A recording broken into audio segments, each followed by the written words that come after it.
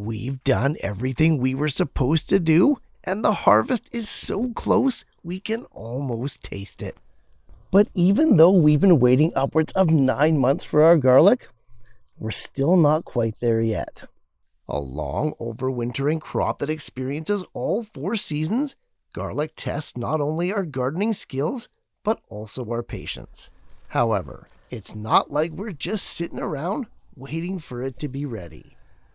Hi, I'm Jeff from the Ripe Tomato Farms. Welcome to another episode of the Garden Quickie, the show where in 2 minutes or less, garlic is our middle name. And today's episode is all about it.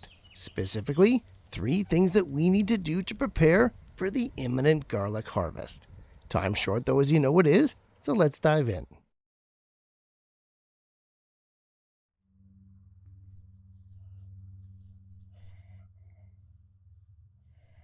The bulk of work to get a successful garlic crop comes down to mostly just time.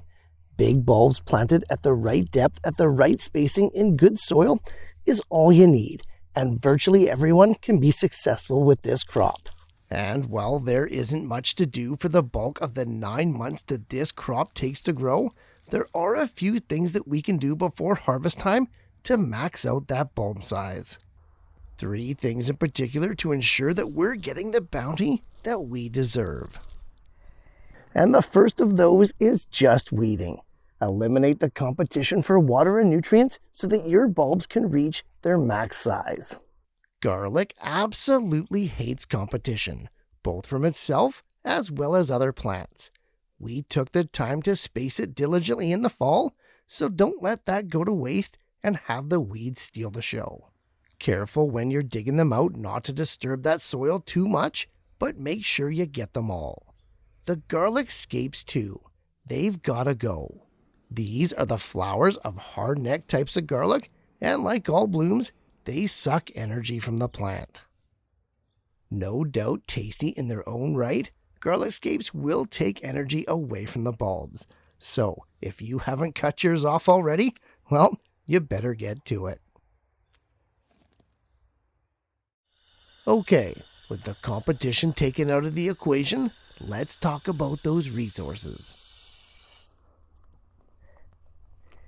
Like most crops, garlic loves to be constantly and consistently moist, but never soggy and never soaking wet. We do have to make sure that water is always available to allow those bulbs to actually bulb up.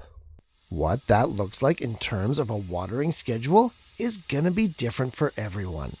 Climate, zone, soil type, and of course the weather are all going to play a factor. There's no such thing as a universal watering schedule. Consistency is key, especially right now as the bulbs are beginning to swell. Regardless of schedule, however, stop all watering about 2 to 3 weeks before your intended harvest. Too wet, and your bulbs will become a nightmare to cure and store. Watering can be tricky, but once you get it, you get it. Finally, we've got fertilizing. Garlic is considered a heavy feeder, which is curious because even though it's a 9+ month crop, it only gets fed twice in its entire life cycle. Both times in the spring, in that lead up to harvest.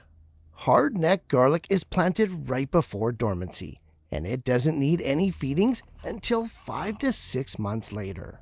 Feed the plants a balanced NPK mix once they reach about 4 to 6 inches tall. The second and final feeding comes in about a month after that.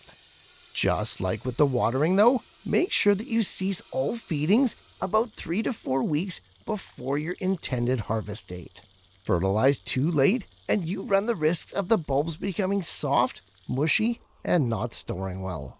Garlic can be super easy and highly productive as long as you're patient and you don't overthink it.